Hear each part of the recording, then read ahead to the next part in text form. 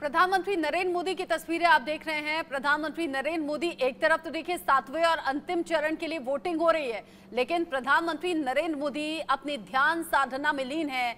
और यहाँ जो तस्वीरें उनकी सामने आ रही हैं, ये सबसे ताज़ा तस्वीरें हैं। 45 घंटे तक इसी तरीके से योग साधना उनकी जारी रहने वाली है।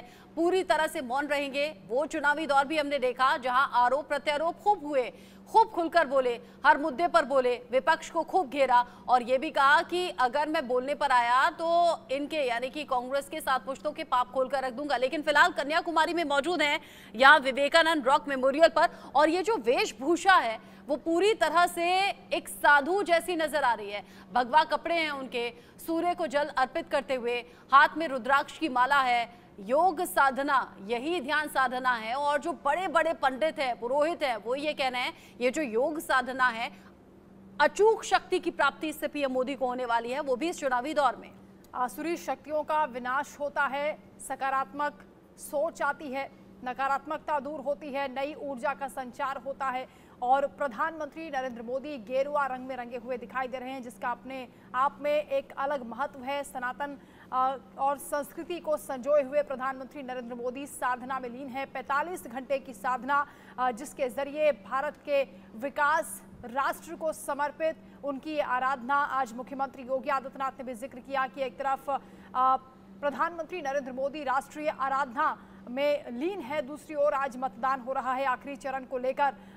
तो ये अलग अलग तस्वीरें हैं, लेकिन ये बहुत कुछ कहती हैं। प्रधानमंत्री जिस तरीके से लगातार साधना कर रहे हैं और देश के विकास के लिए, वो भी ऐसी जगह का चुनाव किया गया विवेकानंद रॉक मेमोरियल, जहां पर खुद स्वामी विवेकानंद ने 3 दिन तक साधना की थी। तैरकर वो यहाँ समंदर में यहाँ तक पहुंचे थे। ये वो शिला जो आज भी प्रतीक है इस बात की कि विवेकानंद ने किस तरह से यहाँ पर तप किया था। प्रधानमंत्री भी कुछ उसी रंग में रंगे हुए दिखाई दे रहे हैं। सूर्य उपासना, शिव साधना और योग में तल्लीन प्रधानमंत्री मोदी की ये तस्वीरें, एक अलग अंदाज।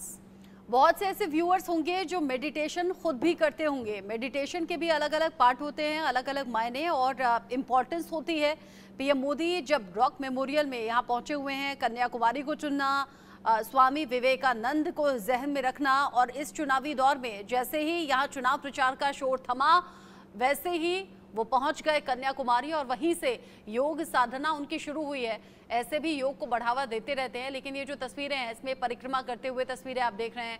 इसमें अंगूठे से अपनी तर्जनी उंगली को पकड़े हुए, जो कि योग की मुद्रा होती है, उसमें बैठे हुए नजर आ रहे हैं। हाथ में रुद्राक्ष की माला नजर आ रही है, गेरुआ कपड़े उनके हैं।